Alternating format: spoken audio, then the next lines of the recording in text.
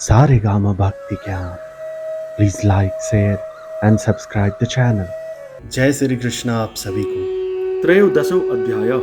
क्षेत्र और क्षेत्रज्ञ परस्पर अत्यंत विलक्षण है, केवल अज्ञान से ही इन दोनों की एकता सी हो रही है। क्षेत्र जड़, विकारी, क्षणिक और नाशवान है एवं क्षेत्रज्ञ चेतन, ज्ञान स्वरूप, निर्विकार, नित्य और अविनाशी है। इस अध्याय में क्षेत्र और क्षेत्रज्ञ दोनों के स्वरूप का उपयुक्त प्रकार से विभाग किया गया है, इसीलिए इसका नाम क्षेत्र क्षेत्रज्ञ विभाग योग रखा गया है।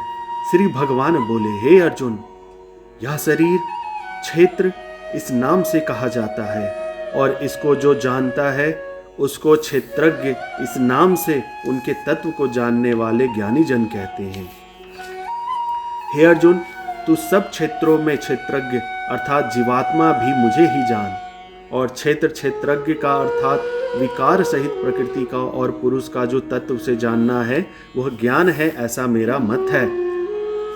वह क्षेत्र जो और जैसा है तथा जिन विकारों वाला है और जिस कारण से जो हुआ है, तथा वह क्षेत्रज्ञ भी जो है जिस प्रभाव वाला है, वह सब संक्षेप में मुझसे सुन। यह क्षेत्र और क्षेत्रज्ञ का तत्व ऋषियों द्वारा बहुत प्रकार से कहा गया है और विविध वेद मंत्रों द्वारा भी विभाग पूर्वक कहा गया है, तथा भली भांति निश्चय किए हुए युक्ति युक्त ब्रह्म सूत्र के पदों द्वारा भी कहा गया है। 5 महाभूत अहंकार, बुद्धि और मूल प्रकृति भी, तथा 10 इंद्रियां, एक मन और 5 इंद्रियों के विषय अर्थात शब्द, स्पर्श, रूप, रस और गंध, तथा इच्छा, द्वेष, सुख, दुख, स्थूल देह का पिंड, चेतना और धृति, इस प्रकार विकारों के सहित यह क्षेत्र संक्षेप में कहा गया है। श्रेष्ठता के अभिमान का अभाव, दंभाचरण का अभाव, किसी भी प्राणी को किसी प्रकार भी ना सताना, क्षमा भाव, मन वाणी आदि की सरलता, श्रद्धा भक्ति सहित गुरु की सेवा, बाहर भीतर की शुद्धि, अंतःकरण की स्थिरता और मन इंद्रियों सहित शरीर का निग्रह है। इस लोक और परलोक के संपूर्ण भोगों में आसक्ति का अभाव और अहंकार का भी अभाव है। जन्म, मृत्यु, जरा और रोग आदि में दुख और दोषों का बार बार विचार करना, पुत्र, स्त्री, घर और धन आदि में आसक्ति का अभाव, ममता का न होना, तथा प्रिय और अप्रिय की प्राप्ति में सदा ही चित्त का सम रहना, मुझ परमेश्वर में अनन्य योग के द्वारा अव्यय विचारिणी भक्ति तथा एकांत और शुद्ध देश में रहने का स्वभाव और विषयासक्त मनुष्यों के समुदाय में प्रेम का न होना, अध्यात्म ज्ञान में नित्य स्थिति और तत्व ज्ञान के अर्थरूप परमात्मा को ही देखना, यह सब ज्ञान है, और जो इससे विपरीत है वह अज्ञान है, ऐसा कहा जाता है। जो जानने योग्य है तथा जिसको जानवर मनुष्य परमानंद को प्राप्त होता है, उसको जो जानकर तथा जिसको जो जानने योग्य है तथा जिसको जानकर मनुष्य परमानंद को प्राप्त होता है, उसको भली भांति कहूँगा। वह अनादि वाला पर ब्रह्म न सत्य ही कहा जाता है, न असत्य ही कहा जाता है। वह सब और हाथ पैर वाला, सब और नेत्र, सिर और मुख वाला तथा सब और कान वाला है, क्योंकि वह संसार में सबको व्याप्त करके स्थित है। वह संपूर्ण इंद्रियों के विषयों को जानने वाला है, परंतु वास्तव में सब इंद्रियों से रहित है, तथा आसक्ति रहित होने पर भी सबका धारण पोषण करने वाला और निर्गुण होने पर भी गुणों को भोगने वाला है। वह चराचर सब भूतों के बाहर भीतर परिपूर्ण है और चराचर अचर रूप भी वही है, और वह सूक्ष्म होने से अविज्ञ है तथा अति समीप में और दूर में भी स्थित वही है। वह परमात्मा विभाग रहित एक रूप से आकाश के सदृश परिपूर्ण होने पर भी चराचर संपूर्ण भूतों में विभक्त सा स्थित प्रतीत होता है, तथा वह जानने योग्य परमात्मा विष्णु रूप से भूतों को धारण पोषण करने वाला और रुद्र रूप से संहार करने वाला तथा ब्रह्मा रूप से सबको उत्पन्न करने वाला है। वह परब्रह्म ज्योतियों का भी ज्योति एवं माया से अत्यंत परे कहा जाता है। वह परमात्मा बोध स्वरूप जानने के योग्य एवं तत्व ज्ञान से प्राप्त करने योग्य है और सबके हृदय में विशेष रूप से स्थित है। इस प्रकार क्षेत्र तथा ज्ञान और जानने योग्य परमात्मा का स्वरूप संक्षेप में कहा गया। मेरा भक्त इसको तत्व से जानकर मेरे स्वरूप को प्राप्त होता है। प्रकृति और पुरुष इन दोनों को ही तू अनादि जान और राग द्वेष आदि विकारों को तथा त्रिगुणात्मक संपूर्ण पदार्थों को भी प्रकृति से ही उत्पन्न जान।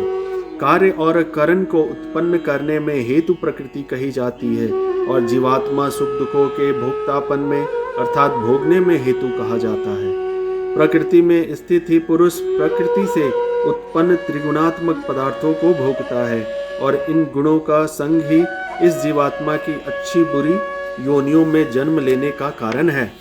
इस देह में स्थित यह आत्मा वास्तव में परमात्मा ही है। वही साक्षी होने से उपद्रष्टा और यथार्थ सम्मति देने वाला होने से अनुमता, सबका धारण पोषण करने वाला होने से भर्ता, जीवन रूप से भोक्ता, ब्रह्मा आदि का भी स्वामी होने से महेश्वर और शुद्ध सच्चिदानंदन होने से परमात्मा ऐसा कहा गया है। इस प्रकार पुरुष को और गुणों को सहित प्रकृति को जो मनुष्य तत्व से जानता है वह सब प्रकार के कर्तव्य कर्म करता हुआ भी फिर नहीं जानता। उस परमात्मा को कितने ही मनुष्य तो शुद्ध हुई सूक्ष्म बुद्धि से ध्यान के द्वारा हृदय में देखते हैं, अन्य कितने ही ज्ञान योग के द्वारा और दूसरे कितने ही कर्म योग के द्वारा देखते हैं अर्थात प्राप्त करते हैं। परंतु इनसे दूसरे अर्थात जो मंद बुद्धि वाले पुरुष हैं वे इस प्रकार न जानते हुए दूसरों से अर्थात तत्व के जानने वाले पुरुषों से सुनकर ही तद अनुसार उपासना करते हैं और वे श्रवण परायण पुरुष भी मृत्यु रूप संसार सागर को निसंदेह तर जाते हैं। हे अर्जुन, जितने भी स्थावर जन्म प्राणी होते हैं उन सबको तू क्षेत्र और क्षेत्रज्ञ के संयोग से ही उत्पन्न जान। जो पुरुष नष्ट होते हुए सब चराचर भूतों में परमेश्वर को नाश रहित और समभाव से स्थित देखता है वही यथार्थ देखता है, क्योंकि जो पुरुष सब में समभाव से स्थित परमेश्वर को समान देखता हुआ अपने द्वारा अपने को नष्ट नहीं करता, इससे वह परम गति को प्राप्त होता है। और जो पुरुष संपूर्ण कर्मों को सब प्रकार से प्रकृति के द्वारा ही किए जाते हुए देखता है और आत्मा को अकर्ता देखता है वही यथार्थ देखता है। जिस क्षण यह पुरुष भूतों के पृथक पृथक भाव को एक परमात्मा में ही स्थित तथा उस परमात्मा से ही संपूर्ण भूतों का विस्तार देखता है, उसी क्षण वह सच्चिदानंदन ब्रह्म को प्राप्त हो जाता है। हे अर्जुन, अनादि होने से और निर्गुण होने से यह अविनाशी परमात्मा शरीर में स्थित होने पर भी वास्तव में ना तो कुछ करता है ना लिप्त ही होता है। जिस प्रकार सर्वत्र व्याप्त आकाश सूक्ष्म होने के कारण लिप्त नहीं होता, वैसे ही देह में स्थित सर्व आत्मा निर्गुण होने के कारण देह के गुणों से लिप्त नहीं होता। हे अर्जुन, जिस प्रकार एक ही सूर्य इस संपूर्ण ब्रह्मांड को प्रकाशित करता है, उसी प्रकार एक ही आत्मा संपूर्ण क्षेत्र को प्रकाशित करता है। इस प्रकार क्षेत्र और क्षेत्रज्ञ के भेद को तथा कार्य सहित प्रकृति से मुक्त होने को जो पुरुष ज्ञान नेत्रों द्वारा तत्व से जानते हैं, वे महात्मा जन परम ब्रह्म को परमात्मा को प्राप्त हो जाते हैं। ओम तत्सदिति श्रीमद्भगवद्गीता उपनिषत्सु ब्रह्म विद्यायाम योग शास्त्रे श्री कृष्ण अर्जुन संवादे क्षेत्र क्षेत्रज्ञ विभाग योगो नाम त्रयोदशो अध्यायः।